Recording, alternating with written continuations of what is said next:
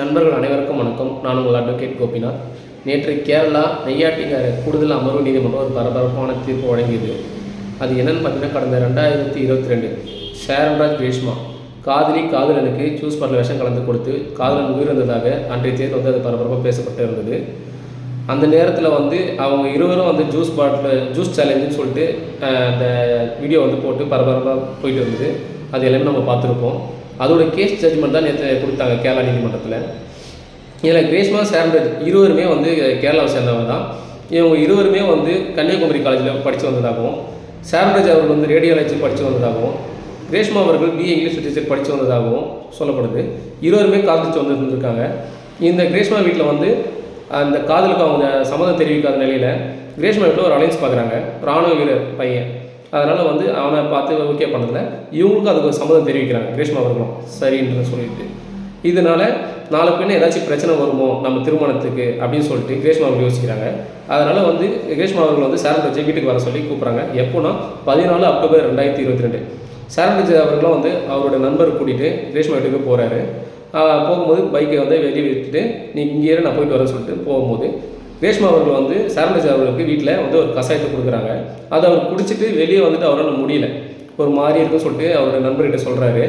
அவர் கேட்குற என்னாச்சுன்னு கேட்கும்போது கூட அவர் எதுவுமே வாய் திறந்து சொல்ல, இந்த மாதிரி இவங்க கொடுத்தாங்க குடிச்சிருந்தா இந்த மாதிரி இருக்குன்னு எதுவுமே அவர் சொல்லலை.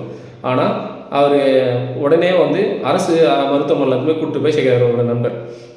அங்கே சேர்த்ததுக்கப்புறம் அவரோட சாப்பிட முடியல, தண்ணி கூட குடிக்க முடியல, அவ்வளோ ரொம்ப கஷ்டப்பட்டுருக்காரு. 11 நாட்களாக ரொம்ப கஷ்டப்பட்டு 25 அக்டோபர் 2022 அவரோட உயிர் எடுக்கிறாரு. அந்த சமயத்துலேயும் அவர் எதுவுமே சொல்லக்கூடாதுன்னு இருந்த நிலையில் லாஸ்ட் மினிட்ல அவரோட நண்பர் அவரோட ஃபேமிலி மெம்பர்ஸ்கிட்ட சொல்கிறார், இந்த மாதிரி நான் கிரேஷ்மாட்டுக்கு போனேன், அவங்க இந்த மாதிரி கசாயம் கொடுத்தாங்க, அதை குடிச்சிருந்தா எனக்கு வாயெல்லாம் புண்ணாகி என்னோட இந்த இப்படி ஆயிடுச்சுன்னு சொல்லிட்டு சொல்லும் போது அவங்களும் என்ன பண்ணுறாங்க, இறந்ததுக்கப்புறம் உடனே ஸ்டேஷனில் கம்ப்ளைண்ட் பண்ணி என்னோடய பையனோட டெத்தில் மர்மம் இருக்குது அப்படின்னு சொல்லிட்டு அவங்க ஸ்டேஷனில் சொல்லும் போது அதுக்கப்புறம் ஸ்டேஷன்லேயே கேஸ் இதை ஃபைல் பண்ணி அவங்க இன்வெஸ்டிகேட் பண்ணும்போது கிரேஷ்மாவை விசாரிக்கிறாங்க.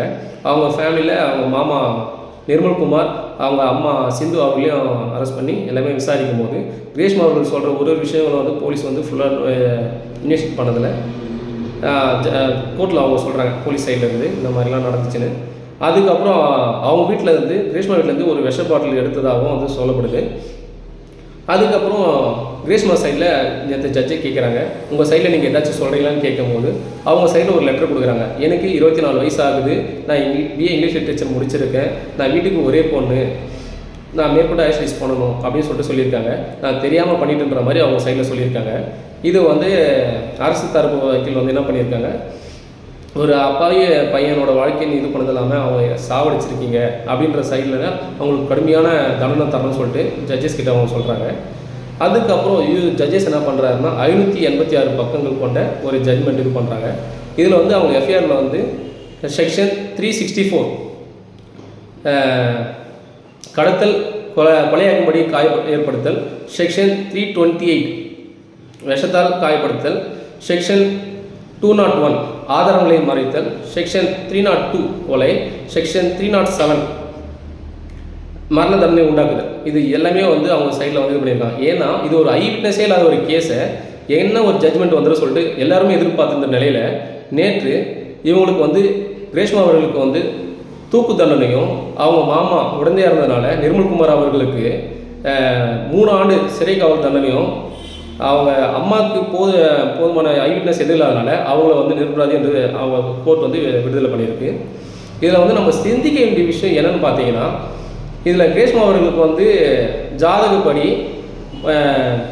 என்ன சொல்லியிருக்காங்கன்னு கேட்டிங்கன்னா, முதல் கல்யாணம் பண்ணால் பையன் இறந்துருவான், ரெண்டாவது திருமணம் தான் நல்லா இருக்குன்ற மாதிரி சொன்னதில் இவங்க அதை கொலை பண்ணியிருக்காங்களான்னு தெரியல.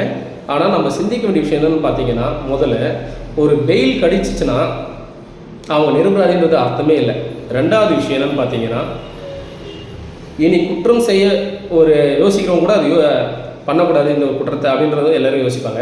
மூணாவது விஷயம் என்னன்னு பார்த்தீங்கன்னா, ஒரு காதலோ இல்லை காதலியோ ஒரு காதலுக்கு உண்மையாக இருக்கணும்னா அந்த காதலுக்கு அவங்க உண்மையாக இருக்கணும்.